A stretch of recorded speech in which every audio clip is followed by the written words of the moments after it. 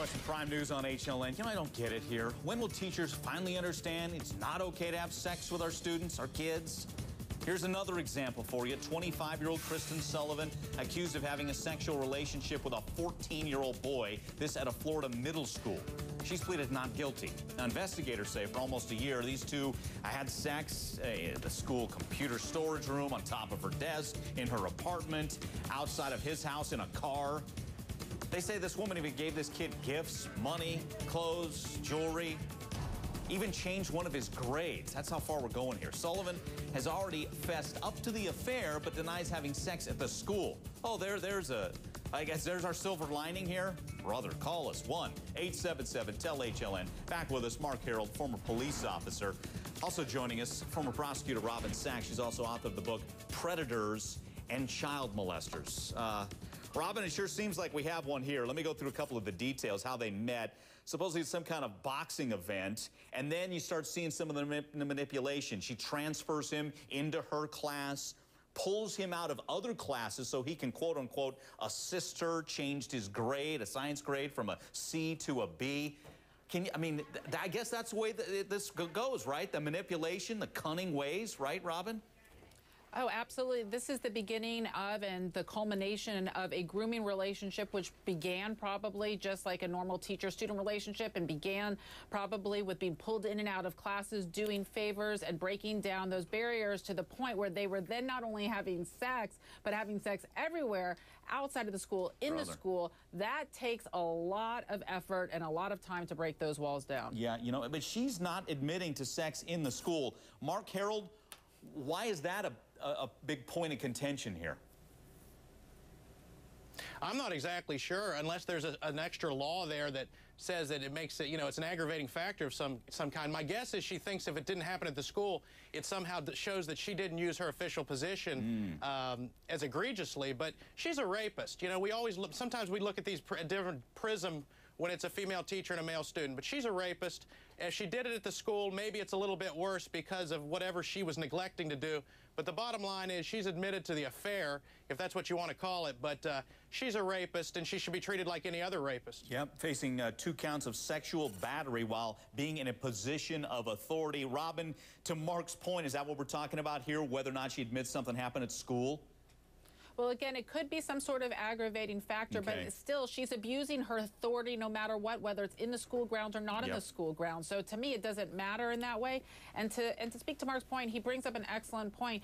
Even just by calling it an affair, this is not an affair. No, it's not. An affair is something between consenting relationship. This is a sexual assault, and I think that's what it needs to be called, and that's what it is. This is a predator preying on kids. This kid was 14 years old. Let's get a call in. Melinda's with us, California. Hey, Melinda, your thoughts here?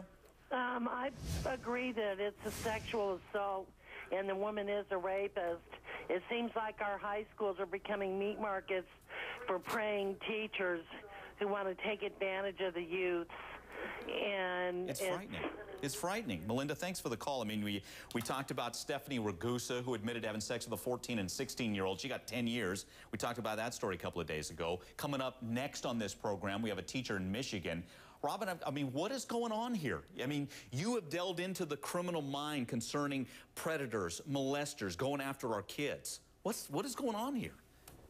Well, I think to the school's credit and to your credit, Mike, actually, by putting this on the air, is that we're finally realizing not only that sexual assault exists and how prevalent it is, but that there is such thing as a female perpetrator. So many times, I mean, even if I write about this on my Facebook, I can't tell you how many people on my Facebook account say, I wish I had a teacher like that. Where are those teachers? I mean, we have such a double standard that until we start profiling all of these cases, as you're doing such a great job at, people don't recognize that it is really the crime that it is. No, I mean, we want our kids safe, and people like you're talking about, Mark made, you know, people try to minimize it. You know, guys will even call this program and say, oh, I wish I had a teacher like that. No, there are devastating consequences. You talk about trust issues, relationship issues for a young boy like that down the road.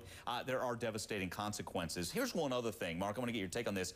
She gave the kid gifts. I mean, shoes, gold chain, cell phone, a Wii console, PlayStation games. That's got to be a red flag. If the parents out there watching this, those are the kind of things you got to look at and question your kids, right? Yeah, you know, a 14-year-old usually has limited means, so if they start showing up with things that they clearly couldn't afford, you know, that's an alarm that goes off or a flag for the parents. But this, as far as I can tell, is just typical grooming behavior. She breaks down any resistances that he has. She shows special attention to him from the other students, gets him in her class, allows her to assist him, which is just to buy time with her. And then the gifts are just one more part of the grooming process, either to make him feel special or to make him so he's her favorite or whatever it was. But this is about control. Like most sexual assaults, it's about control. And she exercised control from her position and from giving gifts and doing other things that adults do that kids can't. Yep, and those are the words we're using here. Sexual assault, grooming, predatory behavior, not an affair, as she likes to call it. All right, Mark, thank you. Robin, I know you're sticking around for this next one. As we mentioned, another teacher, this one in Michigan, stood in court with her poor husband as she was accused of having sex with a teenage student, son of a cop. And there could be more victims.